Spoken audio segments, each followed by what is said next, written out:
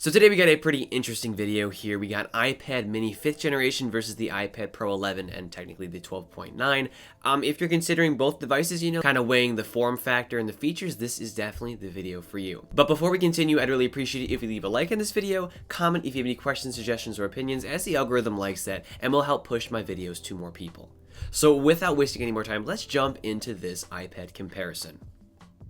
This video is brought to you by Tautronics and their Sound Liberty 53WS earbuds. So beginning with design here, obviously the biggest difference is the form factor. You have an 11-inch and a 12.9-inch with the Pro, whereas you have a 7.9-inch with the Mini. This is, if you want to maximize screen real estate, you want to have more room to multitask and draw and do other tasks. Whereas this is, you want enough space, but you also want a, very one-handable or more manageable form factor, something that's more compact. And maybe you don't want something as unwieldy as something like the Pro here. And there's also obvious differences in aesthetic. You have a newer, more modern looking design, no home button, purely gesture-based navigation here. Whereas with the Mini, you have the iPad Air design that was introduced in 2013, and not much has changed. You still have the home button, you still have the thicker bezels. So if you want to go for a more futuristic look, you want to go with the trends and everything, then I guess the Pro is for you, although it's kind of a stupid, choice, because you could obviously go with the Air 3 and be perfectly happy if you don't need the Pro. But, that is something to keep in mind. Whereas, the iPad mini, it has an older look, but it doesn't look bad, I don't think, and it's very comfortable to hold. It's fairly slim, and yeah, both look nice, but obviously this is a more futuristic looking device. You also have USB Type-C with the Pro, so if that's something you want to jump on board with, you want to have more connectivity, more bandwidth, more, expansion options, I guess, with, like dongles and whatever, this is the device you're going to want to get. Whereas you just get the legacy Lightning port here, which is kind of being phased out, but that's pretty much what you get. You also get a headphone jack here, unlike with the Pro. So if you're someone who really does rely on wired headphones, then the Mini might be for you. But, you can just get a wireless pair of headphones and just be fine with the Pro. You also have a spot to attach your pencil with the iPad Pro, because obviously it's very centered around Apple Pencil use. Whereas with the iPad Mini, it does support the first generation pencil, but you don't have anywhere to, dock or hook it up to the iPad. You just got to keep it in a sleeve or, not lose it. Lastly, I want to talk about speakers. They're kind of underwhelming with the Mini. I mean, at this, device's price point, it kind of makes sense. There's two down-firing ones. They're softer or quieter than, what I've gotten with my Air 2 or a 9.7-inch iPad, but they sound pretty decent and work, for casual Spotify listening and, YouTube watching. Whereas with the Pro, you get quad stereo speakers. They're super loud, they're super crisp, and they're great for, doing anything from, casual listening to, maybe even music production if you're so inclined. I really do enjoy these speakers, and they're a big plus of having this tablet.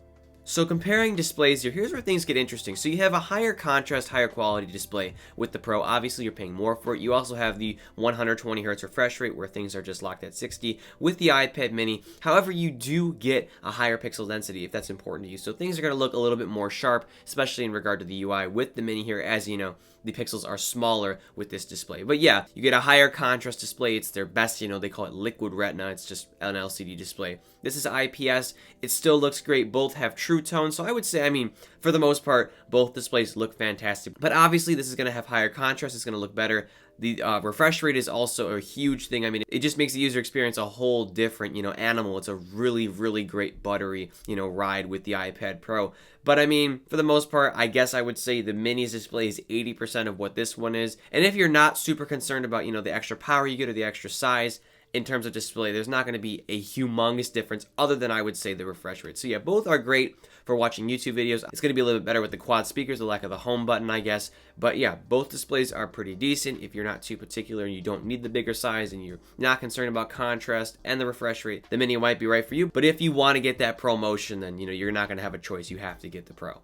Moving on to battery life here, I'm going to be totally honest with you. I don't have, the best figures here to tell you, but from what I can tell after using these devices for a while, I would say they both get comparable battery life. The A12 chips within them, even though this one has an A12X, are both very power efficient. They power SIP. You can get, Apple claims, 10-ish hours with both, watching video. And that's not too far off from what I've gotten. I do like note taking and YouTube watching and just general, casual usage. I don't do heavy things all the time with these devices, at least not yet. But I've been able to get comparable battery life, and charging isn't too slow either. Obviously, you get, USB Type-C charging with this device and Lightning with here. And Not that that makes too much of a difference, but yeah, in regard to battery life, both are very admirable. Apple iPads are just the best for just longevity and whatever. You can definitely get through a day, no issue. One of these might last longer than the other. It might be the Pro, I think, but both really do last long and will get you through your day of work with whatever you're doing. Moving on to camera here, you get a sensor that's similar to that of the iPhone 7 or 8 with a 12 megapixel,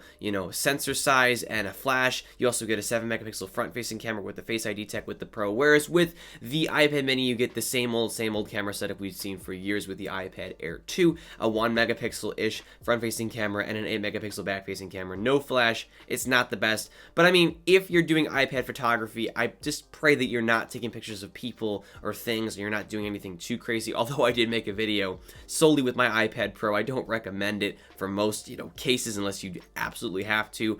You're going to be wanting to take pictures of documents and just kind of mundane things with your iPad. For the most part, I mean, I'm not you, I can't judge, but that's what I would assume most people would use it for. I would say the benefit that you get with the Pro is the higher resolution and the flash and, better selfies. But other than that, it's not going to be the biggest factor in, you deciding which iPad you want. I would not pick up the iPad Pro just for its camera. I would pick up the iPad Pro for its several other amazing features and aspects. But yeah, it is better. You do get 4K, you do get 1080p 60, you do get a flash, you do get better front-facing images and the, Animoji tech with the iPad Pro. And if that's important to you, then, by all means, get the iPad Pro. But it's definitely not a reason to buy this tablet, because with this, you get decent enough pictures, you get decent FaceTime video, and you can just take pictures of documents and, like I said, mundane things. No problem with this device. It's not going to be that much of a difference in that regard. And last but not least, let's talk performance with these devices. Both pack A12 chips. However, this one packs the A12X chip, so it's a beefed up processor with more RAM, and you just get better multi-core scores. So if you're doing like 4K editing and insane stuff, obviously this is going to be the iPad you want to get. It rivals some MacBook Airs and MacBook Pros. The iPad mini does too with just the A12. It rivals even my MacBook Pro that I'm using here to record my audio.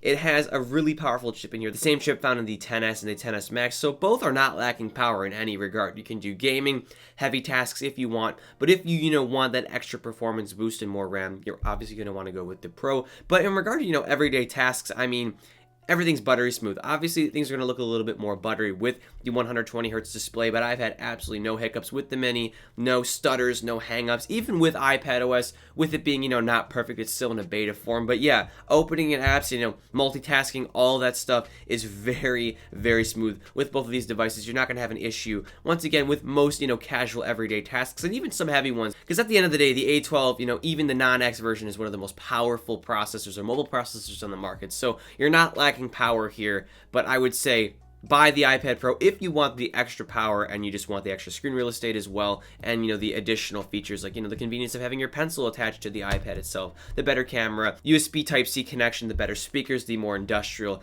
slab or tab looking design.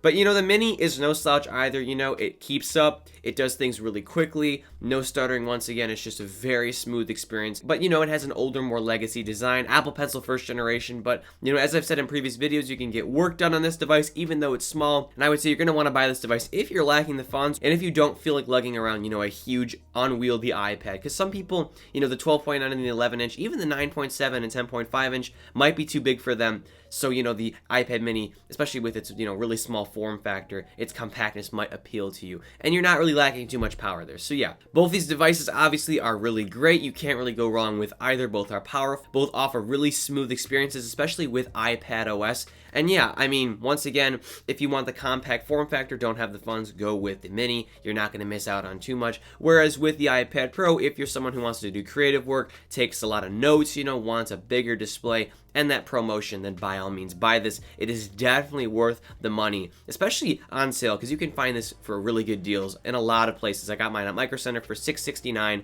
so I was able to buy the pencil and the iPad for the same price as the original MSRP for the Pro 11. And also, don't be afraid to price check. I actually got this Mini for like $30 off because Micro Center was having a sale, so I got this for $379, and the Apple Pencil first generation for $89 open box. So once again, this video is brought to you by Tautronics and their Sound Liberty 53 TWS earbuds. They're actually a really great AirPods alternative. They cost around $50 off Amazon. They have 33 feet of range, 5 hours of playback time, and a capacity of 650 milliamp hours. They also have really decent sound quality with really distinct, clear highs and definite, bass. And yeah, I'm overall really impressed with these. They're a great, AirPods alternative for a third of the cost. I've left a link in the description if you want to check these out, and you can get them for $10 off with the code NOAHTT53. And that about wraps things up. I hope this video helped you out. As always, I'd really appreciate it if you leave a like on this video, comment if you have any questions, suggestions, or opinions, and subscribe for more content like this. And as always, I'm Noah, and I will catch you all in the next one.